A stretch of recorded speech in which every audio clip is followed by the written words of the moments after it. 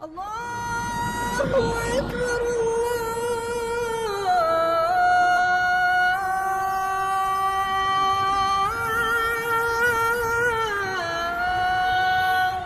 أكبر. بسم الله الرحمن الرحيم. الحمد لله رب العالمين، وصلى الله وسلم وبارك على المبعوث رحمة للعالمين سيدنا محمد وعلى آله وصحبه أجمعين. أما بعد، السلام عليكم ورحمة الله وبركاته. This is a brief introduction of how our Prophet ﷺ used to pray. And this is collected and taken from the authentic Sunnah. And this is extremely important because it was he, sallallahu alayhi wa sallam, who said, "Pray as you have seen me pray." I haven't seen you pray, O Prophet of Allah, sallallahu alayhi wa sallam, but I have read the description of your prayer from your companions. And the hadiths that came to us are found in Bukhari, in Muslim, in Sunan Abi Dawood, Tirmidhi, Ibn Majah, An-Nasa'i, in Al-Mustadrak, in Musnad Imam Ahmad, Muwatta Imam Malik. So many books of hadith. You collect them, you check their authenticity, and then you implement it in your prayers. Now, the issue of prayer is important because it is one of the pillars of Islam. Not only that, it is a vast and huge topic because, like any forms of worship, it has conditions. It has things that nullify it. It has pillars. It has mandatory acts, and it has sunnah acts. And without the knowledge of all of these things, your prayer would not be complete. And this is the cause where a lot of the Muslims have dispute, argument.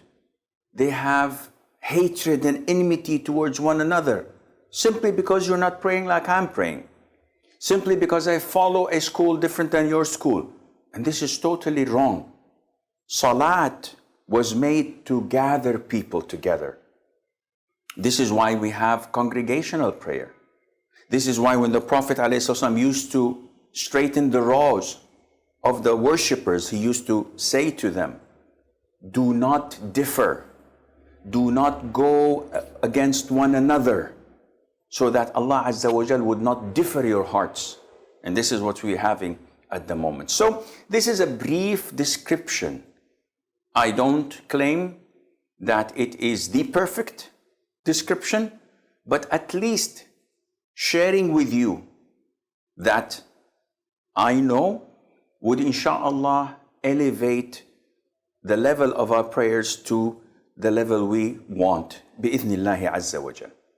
So first of all, there are conditions. And these conditions must be fulfilled. And the definition of condition, according to the jurors, is that a thing, without it, the form of worship does not exist. And if it is found and fulfilled, that is the condition, this doesn't mean that it has to be found. What does this mean, Sheikh? I'm confused. I'll give you an example, don't worry. One of the conditions of salat is wudu, ablution. So, if I pray without ablution, my prayer is void. Simple as that. Because the condition was not fulfilled.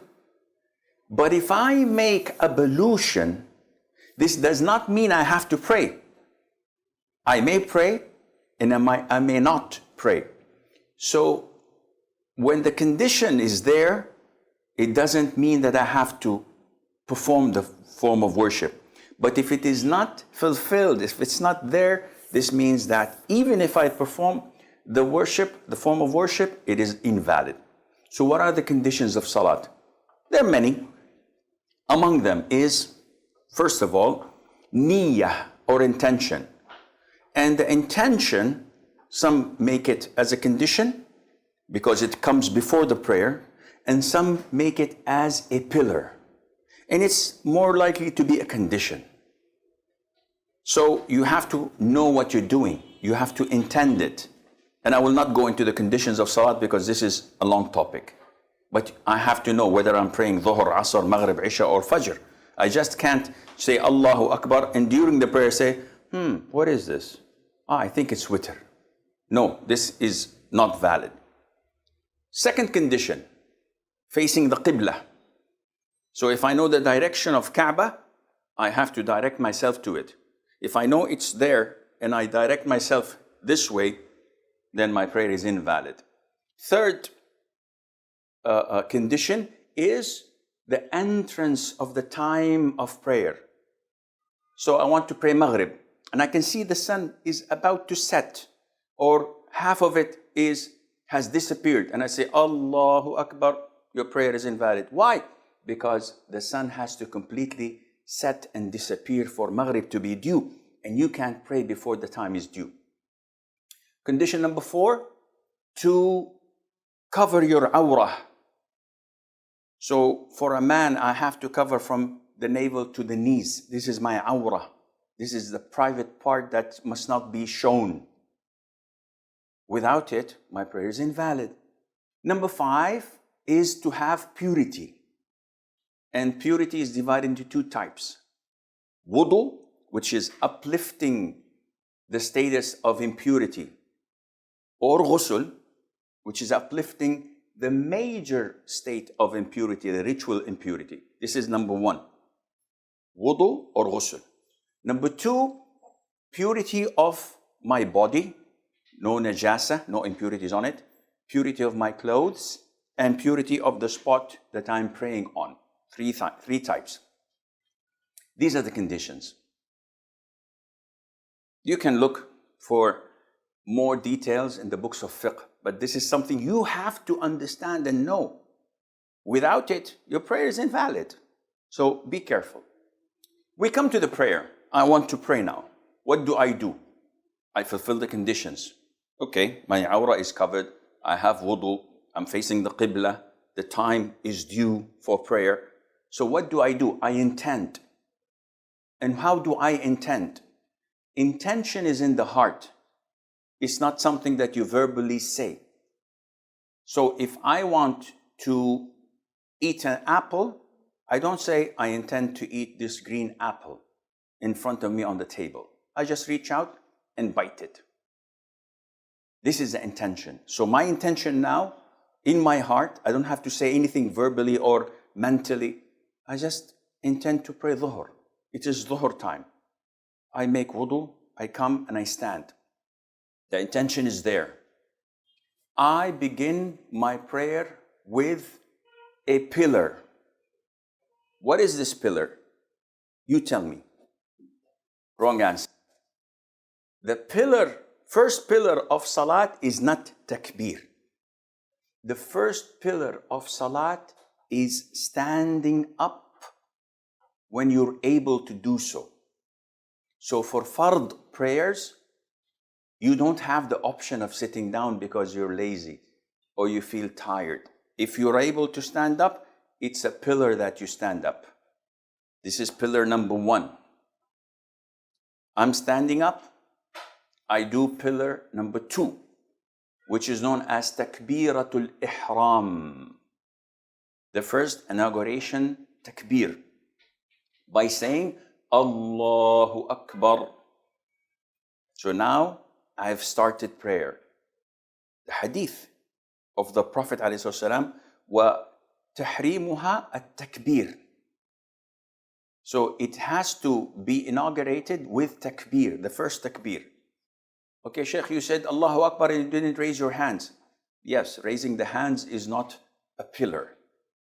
This is a sunnah. Whoa, I didn't know that. Well, now you know.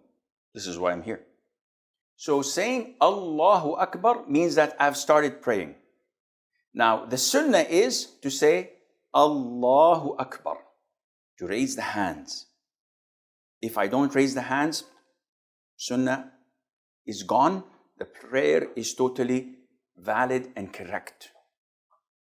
Okay, when to raise the hands, Shaykh? You have one of three. Either before saying Allahu Akbar, or during it, or after it. Can you explain? Yeah, sure. Allahu Akbar. Allahu Akbar. Allahu Akbar. It can be raised before, during, or after. This is confirmed Sunnah of the Prophet ﷺ. So, we move on. When I say Allahu Akbar, raise my hands, the Sunnah is to put the right hand over the left hand on the chest, as per the hadith of Wa'il ibn Hujr, may Allah be pleased with him. And this was a confirmed Sunnah of the Prophet ﷺ to place the right hand over the left on the chest. Well, the chest itself is an issue of dispute, because some authenticate the hadith, some don't. And those who don't differ whether to put it on the belly or to put it underneath the belly. But the most authentic is to put it on the chest. It's from here to here. So you put the right hand on the left hand on this chest while in the standing position. Underline, highlight with yellow, bold font. Why? I'll come to discuss this with you, because the hadith, when describing the Prophet's prayer, ﷺ, they used to say that he used to put the right on the left hand in the standing position. So now I'm standing. Let's begin from scratch. You look at the place of your prostration. You don't look at the chandeliers and look at the people around you. Everything is fine. No. You're praying. Look here. Look there. I asked Allah's Messenger, peace and blessings of Allah be upon him, upon looking hither and thither in prayer. He replied, it is a way of stealing by which Satan takes away a portion from the prayer of a person. Sahih al-Bukhari. Narrated Anas bin Malik. The Prophet, peace and blessings of Allah be upon him, said, what is wrong with those people who look towards the sky during the prayer? His talk grew stern while delivering this speech, and he said they should stop looking towards the sky during the prayer. Otherwise, their eyesight would be taken away. Narrated by Sahih al-Bukhari. You're facing Allah Azza wa Jal. So you stand in submissiveness and humility, expressing your poverty, and you say, Allahu Akbar. Where do I raise my hands? Two hadiths. One next to the shoulders, one next to the ears. So how do I understand this? It's very easy. The palm is next to your shoulders. The fingers are next to the level of your ears. And this is how you combine between the two authentic hadiths. So it is not like Allahu Akbar as people say, or Allahu Akbar as people do. This is all wrong. It is not Allahu Akbar. No, it is this way. So the palms next to the shoulders, the fingers are next to the level of the ears, facing the Qibla. You say Allahu Akbar, looking at the place of your prostration. Where do I put my forehead? I look at it whenever I am in the standing position. So it's always like this. Then I place my right hand over the left hand on the chest. And there are two ways of doing this. Look at my fingers. This is my wrist, my palm, and my arm. It's in between, like this. So this is one way of doing it. The other way, which is also authentic of doing it, is grabbing my wrist like this. So I'm grabbing it. Some people want to make something in between, so they do this. And this is wrong. Either you put the whole palm of your hand with the fingers on the arm, wrist, and hand, or you simply grab your wrist, left wrist, like this. So what people do like this is totally wrong. Some brothers from Africa do this, and they tilt themselves. What are you doing? They said, we're preserving the heart. When was the last time you took an x-ray? Maybe your heart is on the right.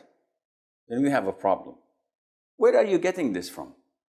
The Sunnah is to stand idle, in the middle, not to the left, not to the right, as the Prophet used to pray, alayhi salatu wassalam. Capish? Move on. Do the takbir, put the right on the left, on the chest, and you don't have to put it like some of the brothers do this. This is extreme. Some of the brothers, maybe Allahu Akbar. This is too loose.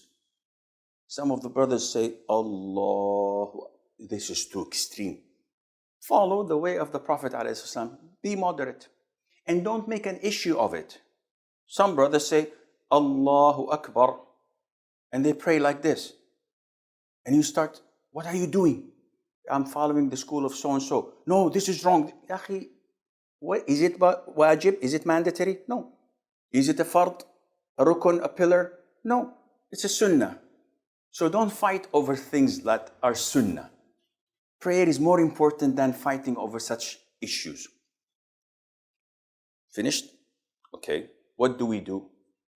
We move on to another sunnah, which is called Du'a al-Istiftah. So Du'a al-Istiftah, there are different variations. One of the most easiest and popular, Subhanak Allahumma bihamdik, tabarak asmuk, wa ta'ala jadduk, wa la ilaha ghayruk. Very easy. This is a sunnah. If I skip it, do I have any problem? No problem. Another famous one is the dua of Abu Huraira in Sahih Muslim. اللهم باعد بيني وبين خطاياي كما باعدت بين المشرق والمغرب ونقني من خطاياي كما ينقى الثوب الأبيض من الدنس واغسلني من خطاياي بالماء والثلج والبرد. Beautiful dua, Sahih Imam Muslim. There are 3-4 more. You pick and choose. If you skip it, no problem. Then I begin with saying أعوذ بالله من الشيطان الرجيم, or أعوذ بالله السميع العليم من الشيطان الرجيم. Or there are a number of ways of seeking refuge in Allah from shaitan. Mandatory? No. Sunnah. Then I say Bismillah ar-Rahman ar-Rahim. Mandatory? No, it is sunnah. Sheikh, give me a break. What do you mean sunnah? In the Quran, if I open it, I find Bismillah ar-Rahman ar-Rahim, number 1. This is a verse from the Fatiha. Akhi, it's an issue of dispute. And the most authentic opinion, according to the Sahih Sunnah, that Basmalah is not a part of Fatiha. It is a dividing verse between the surahs of the Quran, with the exception of Surah At-Tawbah, chapter number 9. And the hadith is clearly stating this. When Allah says, I've divided prayer between me and my servant into 2 halves. When my servant says, Alhamdulillahi Rabbil Alameen, Allah says, my servant has praised me. Ar-Rahman ar-Rahim, and so on. It goes on like this.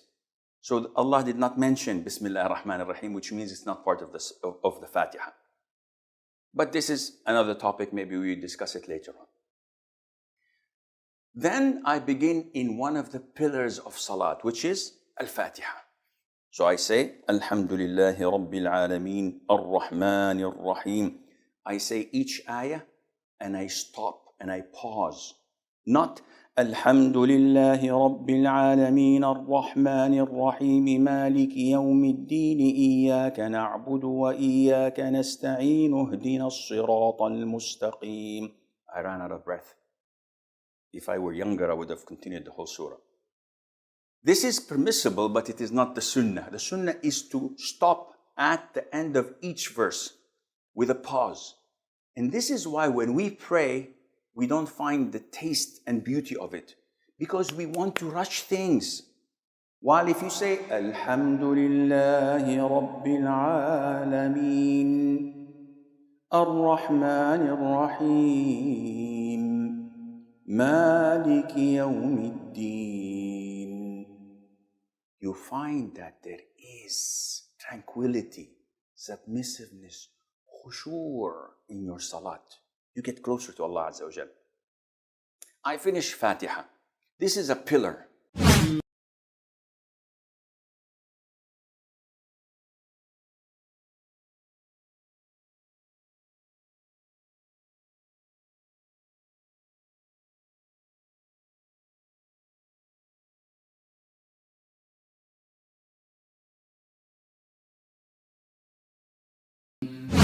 Now I'm talking about pillars, mandatory acts, and voluntary acts. Once I finish the Fatiha, I can go to ruku'. Whoa, Sheikh, wait. There's a surah afterwards. I know there's a surah afterwards. This surah is a sunnah. You're kidding me. No, I'm not. There is a surah after the Fatiha, but it is a sunnah. So if I say, وَلَضَّالِّينَ آمين Allahu Akbar, in Fajr, my prayer is valid. I didn't know that. Now you know. If I say it in Maghrib, it's valid. If I say it in Isha, it's valid. The sunnah is to recite a surah afterwards, or a verse as a minimum. And the sky's the limit. Interesting. So I recite a surah afterwards. قُلْ يَا أَيُّهَا الْكَافِرُونَ. I finish that, then I go for ruku'. One question, Sheikh. Yes. After I say غَيْرِ الْمَغْضُوبِ عَلَيْهِمْ وَلَا الضَّالِّينَ آمين, should I pause so that the people behind me can recite the Fatiha? So I say وَلَا الضَّالِّينَ آمين.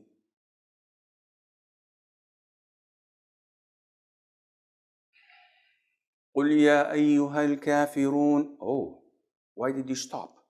So that the people can recite the Fatiha. This is how they do it in Mecca and Medina. Says, okay, how did the Prophet do it? Because he said, pray as you have seen me pray. My job is to come and check how the Prophet ﷺ used to pray. Never ever was reported that he paused between the Fatiha and the Surah. So this is clear? He never paused. Okay, so you say, وَلَا الضَّالِّينَ آمين قُلْ يَا أَيُّهَا الْكَافِرُونَ.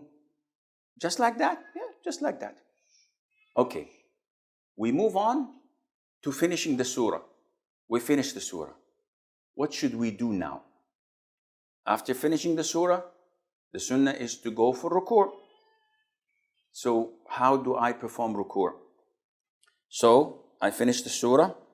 I say, Allahu Akbar. Now listen, I haven't said it yet. Raising the hands, sunnah or mandatory? Sunnah. So the raising of the hands is a sunnah. And when do I say Allahu Akbar? Mistake number one. Allahu Akbar. This is wrong. Mistake number two. Allahu Akbar. Whoa. If these are two mistakes, then what should I do? You should say takbir while moving, not in the standing position and not after you've reached your ruku'. So that it's called takbir of movement. So this is the way it should be. Allahu Akbar. So while moving, saying the takbir. What is the ruling of the takbir, Sheikh? This is wajib, mandatory. Meaning that if you purposely skip it, your prayer is invalid. And if you skipped it out of forgetfulness or an error, you have to compensate this by sujood as-sahw. So I go to the ruku' position. And what I do is the following. Allahu Akbar. Now, in the ruku' position, I have to do the following. Number one, my palms of the hands are spread and grabbing my knees like this. So the fingers are spread. My back is straight. So it's not like this, and it's not stretching out downwards. The sunnah is to keep your back straight, as if someone puts water on it, it will remain. It would not spill. I don't know how bad I'm doing this or how I'm doing this. I don't see myself, but I try my level best to do it according to the sunnah. The head, as described in the hadith, should not be pointed up like this, and it should not be tilted down like this. So it should be normal way of doing it. So this is the ruku'. Now you ask me, where should I look, Sheikh? It's an issue of dispute. Sheikh al-Albani says, in the standing position, we were told to look at the prostration spot. But in the ruku', there is no mentioning of that, which made some scholars say, you should look at the spot of your sujood, prostration, like Sheikh ibn Uthaymeen. But this would be proven to be difficult, because if you do this, when you're doing ruku' and you're looking at the position of your prostration, you will find that your head is a bit tilted. So Sheikh al-Albani says, either you look between the area of your prostration and your feet, so in the middle, or you look between your feet, like so. And this area is something that is open. The Prophet did not mention, alayhi salatu wasalam, any specific place. The companions did not describe any specific place. So inshallah, it is more than possible to do whatever you think is best for your salat. Now, after finishing my ruku', during it, I have to repeat the dhikr. And what is the dhikr? I have to say, Subhana Rabbi al-Azim, which is mandatory. And 1 is the minimum. 3 is recommended. The sky is the limit afterwards. I can say Subhana Rabbi al-Azim. I can say Subhana Rabbi al-Azim wa bihamdih. I can say Allahumma laka raka'tu, bika amantu, laka aslamt, khasha'a laka sam'i wa basari wa 'azmi wa mukhi wa mastaqallat bihi qadami. Different kinds of dhikr you can say. The minimal requirement is 1, Subhana Rabbi al-Azim. This is mandatory. You cannot play with it. So we say Subhana Rabbi al-Azim while I'm in the ruku'. Among the mistakes people do is like this. Subhana Rabbi al-Azim. So they say it while going down or coming up. And this is not valid. You have to say it when you are totally in ruku', relaxed, every bone is back to its place, by saying Subhana Rabbi al-Azim wa bihamdih once, enough. Then while rising up, you say Sami Allahu liman hamida, and you raise your hands again. So we raised our hands in the inauguration takbir. We raise our hands when we go for ruku'. We raise our hands when we rise up from ruku'. And this is the sunnah according to the hadith of Abdullah ibn Umar, may Allah be pleased with him, in Sahih al-Bukhari. And he's describing the Prophet's prayer, alayhi salatu wasalam. And we say, Sami Allahu liman hamidah. This is mandatory for an individual praying on his own, for an imam leading prayers, for worshippers. And I follow that by saying, Rabbana laka alhamd. Rabbana wa laka alhamd. Allahumma Rabbana laka alhamd. Allahumma Rabbana wa laka alhamd. Either one of these 4 does the job. And this is said by the imam, by the individual, and by the followers, which means that if I'm praying behind an imam and he rises from ruku' saying Sami Allahu liman hamidah, I, as a follower, do not say Sami Allahu liman hamidah. I just answer what he has said. So, I've raised or I raised and I got up from ruku' position saying Sami Allahu liman hamidah, Rabbana wa lakal hamd. There are a lot of adhkar I can say afterwards, but this is what's essential. You can say ملء السماوات وملء الأرض وملء ما شئت من شيء بعد. You can say ربنا ولك الحمد حمدا كثيرا طيبا مباركا فيه. And do I place my hands on the chest or leave it on the sides? Either way is possible. What do you suggest, Shaykh? I personally follow the hadith of Wa'il ibn Hujr, which says that whenever the Prophet ﷺ raised from ruku', whenever the Prophet ﷺ stood up, he used to put the right on the left on the chest. So now after I've risen from ruku', what is this position called? Is it sujood? Is it ruku'? What is it? It's standing up. So according to the hadith, then I should do this. The majority of scholars say no, you have to put it on your side. But there is not a single hadith that stated that the Prophet used to put his hands on his side in any position. So it's an issue of dispute, but akhi, again, this is a sunnah. You put it on your chest, you put it on your side, there's no problem. Don't make an issue out of it. Don't label people or classify people or think that people are better than you or worse than you. No. Just leave it as it is. This is the conviction. Leave them. So I'm in the ruku' position. Subhana Rabbi al-Azim wa bihamdih. Sami'a Allahu liman hamidah. Rabbana wa lakal hamd hamdan kathiran tayyiban mubarakan fih. سمع الله لمن حمده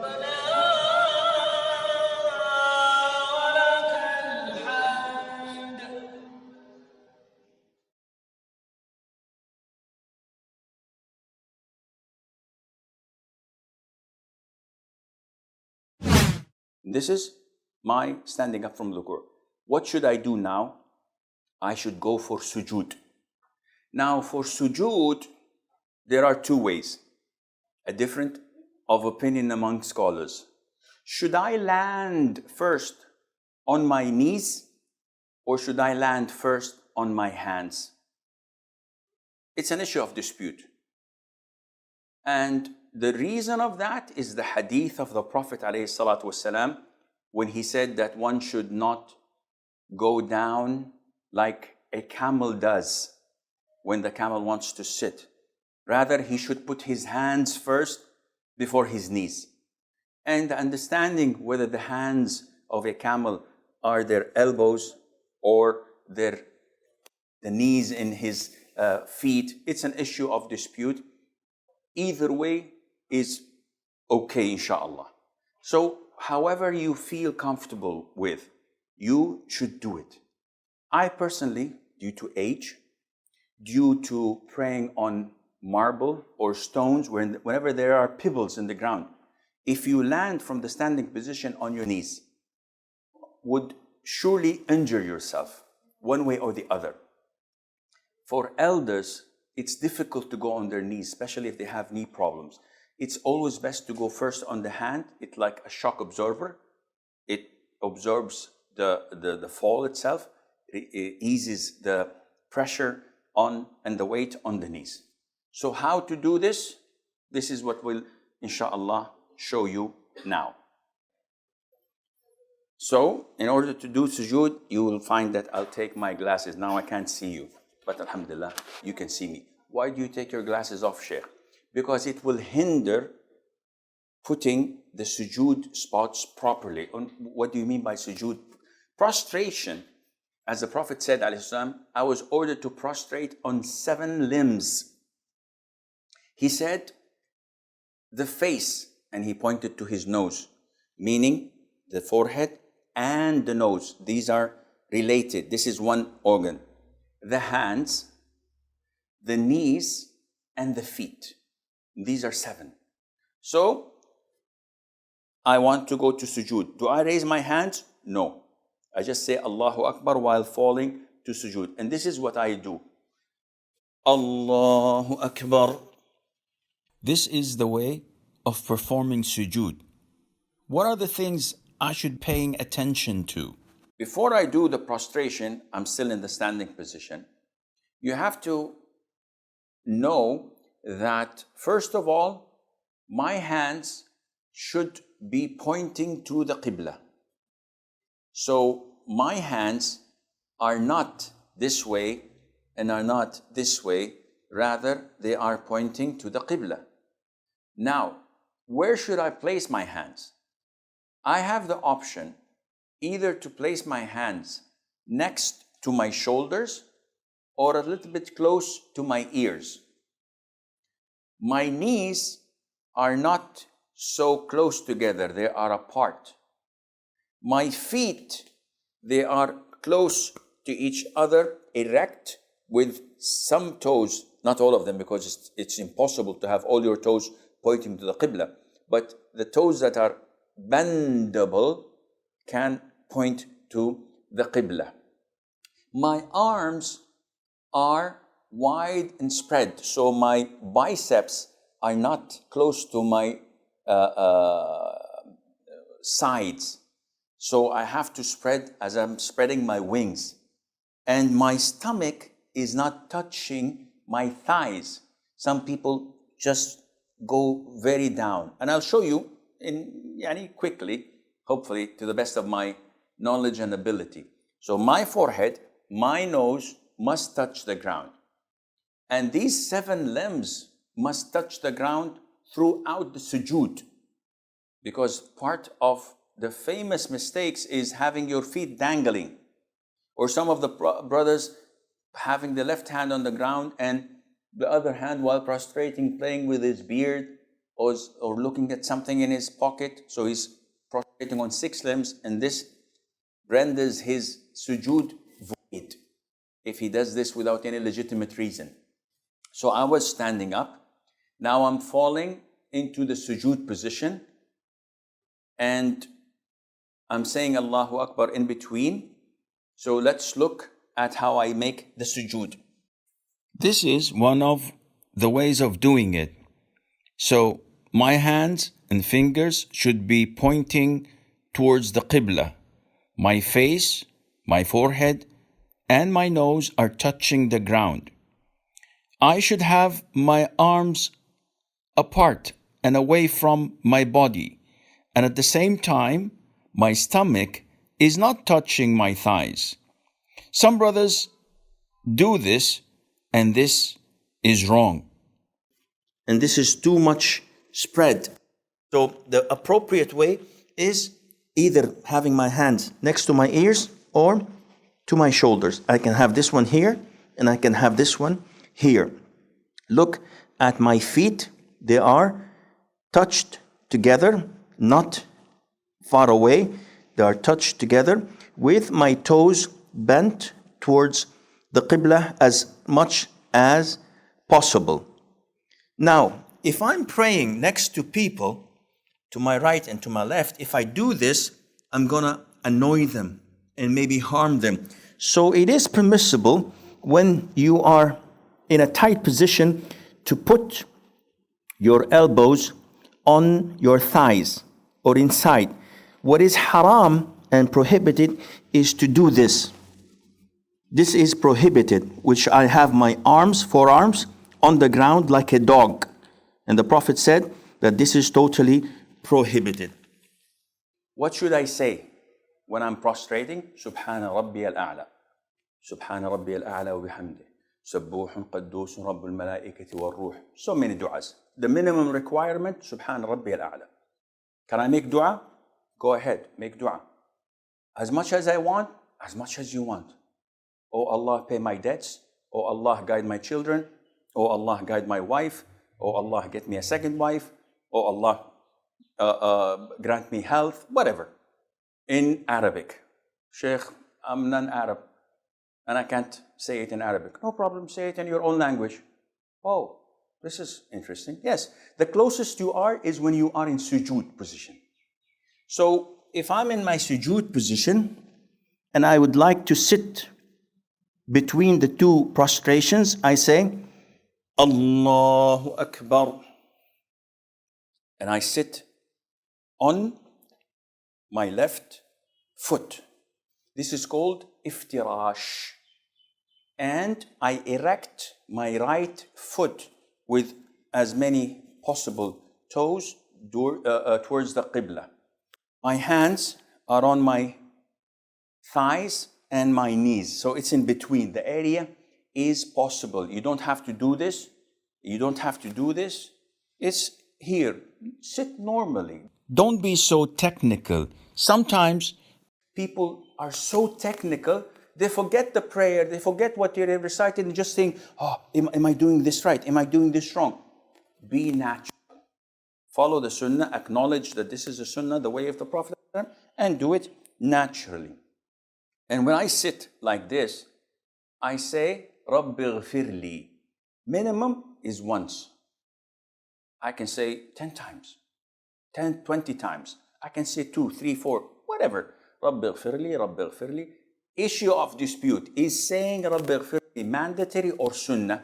Some scholars say it's Sunnah. I am inclined to say that it is mandatory because the Prophet ﷺ always used to say it. Any other dua? Yes, there is a longer dua. Rabbi ghfirli warhamni wa'afini wajburni wahdini warfa'ni.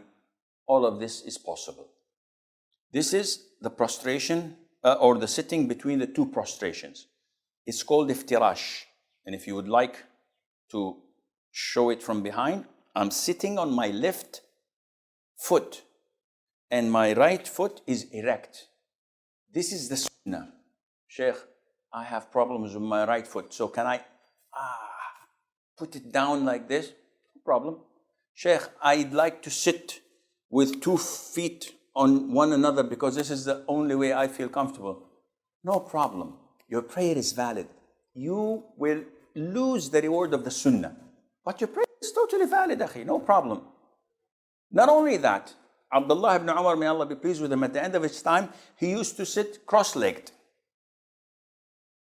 And when some of his companions followed him, he said, no, this is not the Sunnah. I'm doing this because of my knees. You should sit like the Sunnah. But the position is what? Sitting. So no matter how you sit, there are things, but the more you are following the Prophet, the better it is for your reward. I must do a second sujood. And it's the same format. I say, Allahu Akbar. The same thing exactly, Subhana Rabbil A'la. Now, after I finish my sujood, I have to rise up to the second rak'ah. There is a sunnah that is called Jalsatul Istiraha, where I stand up. Before I stand up, I give a small pause. And then I say, Allahu Akbar. So when standing up, one should not stand with 4 fingers between the 2 feet, like some schools of thought say. And you go to the masjid and you find the people standing like this. What is this? If you want to answer the call of nature, go ahead, but don't come to the prayer when you're this tight. So this is, the way I'm standing is wrong. Some brothers, when they want to come and pray, they do this. Why? He says, the one on the right is far away from me, and the one on the left is far from me. And the brothers is doing this and doing this. Akhi, what are you doing? This is done in karate, in taekwondo, but not in prayer. So how should I stand? Stand normally, akhi. The width of your shoulders should be relevant to the distance between your 2 feet. Don't stand like this, because this is not pointing to the Qibla, and don't stand like this, because this means you have to see your orthopedic surgeon, you have a problem with your knees, but stand in a normal way, either like this or a little bit away from each other. Make it natural the way you stand. So I rose to the second rak'ah. Do I raise my hands? No. I simply say Allahu Akbar and resume my second rak'ah exactly as the first rak'ah. And I recite the Fatiha, I recite an optional surah afterwards, as according to the Sunnah. Now, one thing that we need to pay attention to, and 90% of Muslims are doing, unfortunately, it is a mandatory act of reciting the Quran, of making dhikr, of making dua, is to move your lips. What do you mean, Sheikh? If you pray the Fatiha like this, I just said Ameen in my head. I did not move my lips. I did not move my tongue. Your prayer is invalid. Oof, invalid. Yes, it's totally invalid. Why? See, when I think of punching my cameraman in the face, or taking the wallet of the man sitting there and robbing him of his money, I didn't utter it, I didn't act upon it, there is no sin on me. Whatever goes in my mind, there is no sin. Likewise, if I just simply recite the Quran in my mind without moving my lips with it, it does not count. It's just scanning things in my head. I have to say,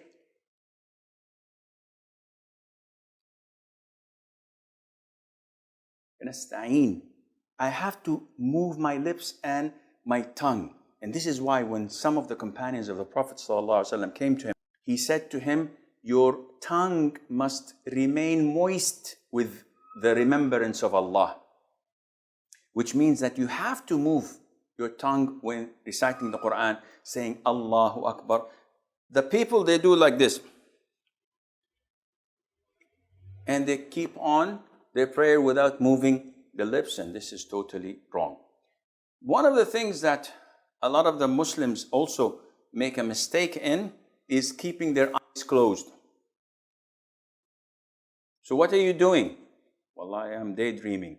I think I'm on the beach in Côte d'Azur, in Cannes or Nice. Wow, it's fun. Allahu Akbar. What? This is totally haram. Why are you closing your eyes? He said, oh, Sheikh, I'm distracted. Whenever I keep my eyes open, the man in front of me is moving, and the next one to me is touching his pocket, and the third one is picking his nose, and every time I feel tempted to look at my watch, and sometimes I say, Sami Allahu liman hamidah, and I watch the chandeliers and the lights and the writing on the wall, I get distracted, so I close my eyes. This is not permissible.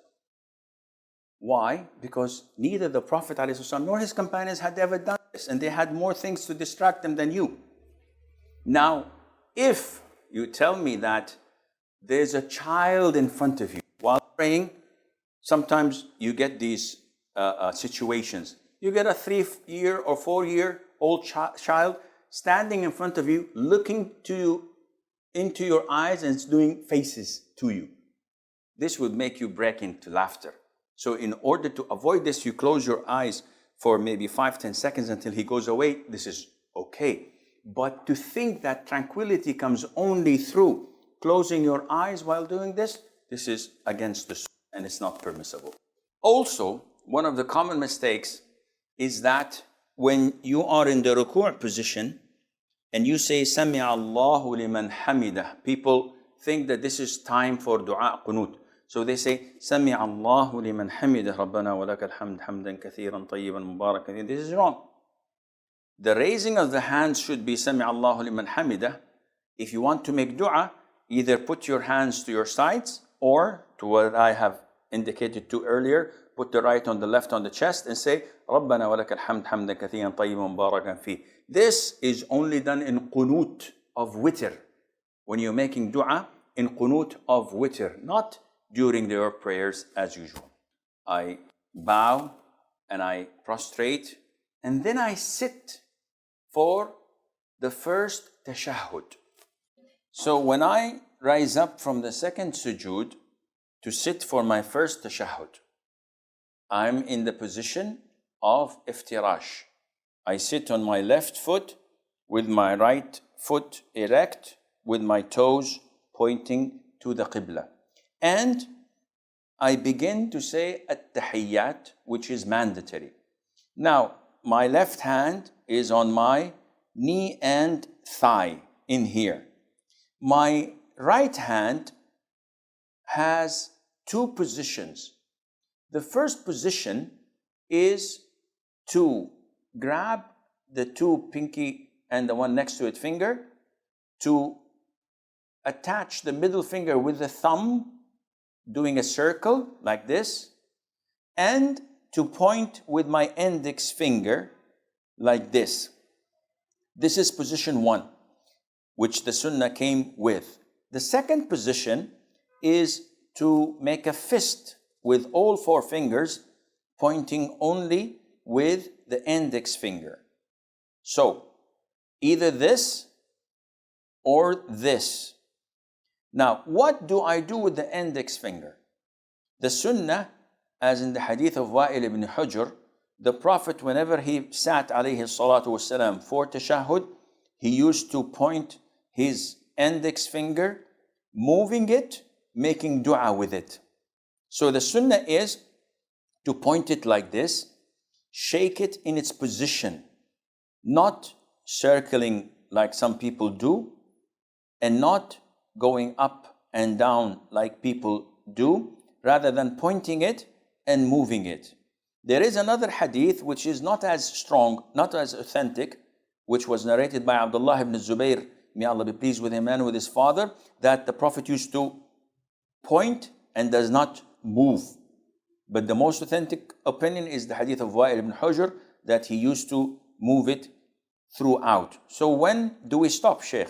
You begin by saying, التحيات لله والصلوات والطيبات السلام عليك أيها النبي ورحمة الله وبركاته السلام علينا وعلى عباد الله الصالحين أشهد أن لا إله إلا الله وحده لا شريك له وأشهد أن محمدا عبده ورسوله, with different variations of this tashahhud. And I'm moving my finger.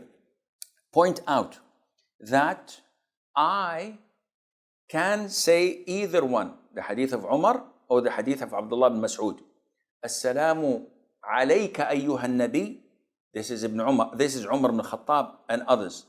Or I can say that what Abdullah ibn Mas'ud used to say, which is in Sahih al-Bukhari, Assalamu ala nabi wa rahmatullahi wa barakatuh. And he said that we used to say at the time of the Prophet, when he was alive, Assalamu alayka ayyuha nabi. But after he died, we used to say, Assalamu ala nabi wa rahmatullahi wa barakatuh. So I can say either one. Now this is the first tashahhud. Do I offer salutation afterwards by saying, Allahumma salli ala Muhammadin wa ala ali Muhammad? No. The most authentic opinion is that this is the Sunnah. Imam Shafi'i said that if you add salutation upon the Prophet in the first tashahhud, this is recommended.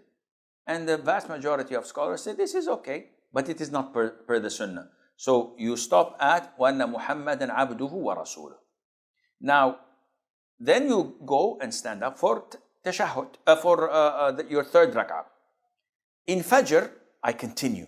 Allahumma salli ala Muhammad wa ala ali Muhammad, and I point out my finger throughout until I offer salam. If I'm in Maghrib or Dhuhr, Asr or Isha, I stand up for the third rak'ah. I continue the third rak'ah, the fourth rak'ah, and then I sit for the last tashahhud. In the last tashahhud, which is in a prayer that has two tashahhud, the first one and the last one, I sit in the position known as tawarruk. And tawarruk means that I sit on the hip, the wirk, and I sit on my left buttock. This is called tawarruk. And I erect my right foot as usual, but my left foot, which I used to sit on, now comes underneath my right leg. So this is called tawarruk. The Prophet used to do this in the third rak'ah in Maghrib and in the fourth rak'ah of Dhuhr, Asr and Isha. Now, I place my left hand over my knee with it. And sometimes it's erect so that I can lean on it, because I can see that my hip and my side is a bit tilted because of this way of sitting. And my hand is on my thigh, pointing my finger, and I'm looking, and this is something important. When I sit for tashahhud, where the hadith, the authentic hadith states the Prophet used to look at his index finger. So I should keep my sight through tashahhud while wiggling it or moving it in its position, shaking it. And this is the sunnah. Some scholars say you can also look at the position of your prostration, but the hadith proves that this is doing it, and that is looking at your. I recite صل على محمد وعلى آل محمد كما صليت على إبراهيم وعلى إبراهيم إنك حميد مجيد اللهم بارك على محمد till the end. And then it is recommended to say or seek refuge in Allah from the four things. اللهم نعوذ بك من عذاب جهنم وعذاب القبر من فتنة المحيا والممات من فتنة المسيح الدجال. And then I can ask whatever I want, same as sujood, because this is a place where the Prophet told us alayhi salatu wasalam that you should select whatever you want from dua in this position. So I ask for Allah's forgiveness, I ask for Allah's provision, I ask for Allah's health, to guidance, etc. And then recommended to conclude before salam by saying, Allah ala dhikrika wa shukrika wa husni ibadatik. This dua of Mu'adh ibn Jabal, some say it's before salam, others say it's after salam. I'm inclined to say it before salam because this is the time of dua. And then I offer salam. And how do I offer salam? I say, Assalamu alaikum wa rahmatullah. Assalamu alaikum wa rahmatullah. If you notice, I did not pause. I did not say, Assalamu alaikum wa rahmatullah. Assalamu alaikum wa rahmatullah. It's not this way. And it's wrong to say it. People say, Assalamu alaikum and then turn. No, it should be simultaneous. Assalamu alaikum wa rahmatullah. Assalamu alaikum wa rahmatullah. And the sunnah is to make those behind you see your cheek. So you don't say, do this. So they see your cheek, as they reported it in the companions. We used to see the whiteness of his cheek, alayhi salatu salam, to the right and to the left. Among the common mistakes, your hands. In the tashahhud, after you finish, people usually do this. What is this? It's a sign that they have concluded. Who are you signing this for? So while in the tashahhud, they finish the tashahhud and the imam is still praying. So they say, Allahumma inni ala dhikrika wa shukrika wa husni ibadatik. By the way, guys, I'm finished. Some of them in salam, they would say, Assalamu alaikum wa rahmatullah. Assalamu alaikum wa rahmatullah. As if they're giving right indicator, left indicator, they're driving. I think it's part of driving lessons. No, it's wrong. You don't have to do this. You're not turning right or left. So doing this is prohibited. The Prophet saw the companions moving their hands while in prayer, and he said, do not do this like the tails of wild horses. You know, the tail of the wild horse is always wiggling and upright. And the Prophet prohibited them from saying this. And it is important to learn how to pray according to the Sunnah, and that you're doing this for the sake of Allah Azza wa Jal.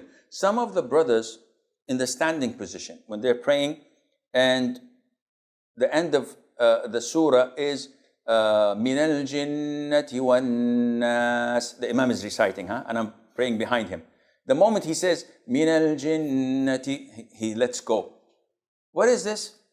This is indicating that I know that this is the last verse of the Imam and that he's going for ruku'. And this is acknowledged in long surahs. So if he's reciting from a long surah that people don't usually know, and I know that he's going to make ruku' now, I let go. So people next to me say, oh, mashallah, he's a hafiz. He says, Sheikh, I didn't do this for that intention. Why did you do it then? Don't. Follow the Imam. As long as the Imam is doing this, you do it. The moment the Imam says, Allahu Akbar, you let go. But not fulfilling this and doing it before the Imam means that there's something wrong. Either you want to inform people that I know the surah and I know that he's going for ruku', I'm a smart man. Or there's something wrong, I don't know what. Another thing that a lot of the Muslims fail to do is the moment the Imam says, Assalamu alaikum wa rahmatullah, you find the congregation doing this. And if the Imam take his time to do the left one, they say, come on man, I'm waiting. Imam, what are you doing? Come on, yahi, my neck is hurting. So they do this, and this is totally wrong. They should wait until the Imam says, Assalamu alaikum wa rahmatullah, Assalamu alaikum wa rahmatullah. Now they say their first taslim, Assalamu alaikum wa rahmatullah, Assalamu alaikum. So it is wrong to do taslim with the Imam when he first does his first. No, you have to only move after he finishes the salam. Also, a very common mistake is how you follow the Imam. What do you mean? The companions of the Prophet ﷺ told us in an authentic hadith that when we used to pray with the Prophet ﷺ, we did not bend our backs. Now they're in the standing position, their backs are straight. We never bent our backs until the forehead of the Prophet ﷺ touched the ground. Whoa! Meaning that if the Prophet says, Allahu Akbar, they wait until his head touches the ground, then they start descending. The vast majority of people, the moment the Imam says, they immediately go and fall. Maybe they're fitter, faster than the Imam, so they race him and they go to prostration before the Imam, and this invalidates their prayer. So you be careful. You do not move from the pillar you're doing to the following pillar until the Imam reaches it. So in ruku', he says, Allah, you don't, until he bends. Then you bend. When he says, Sami Allahu liman hamida, once he's erect and standing, you stand up and you cascade this to all your prayers. Allahu Akbar.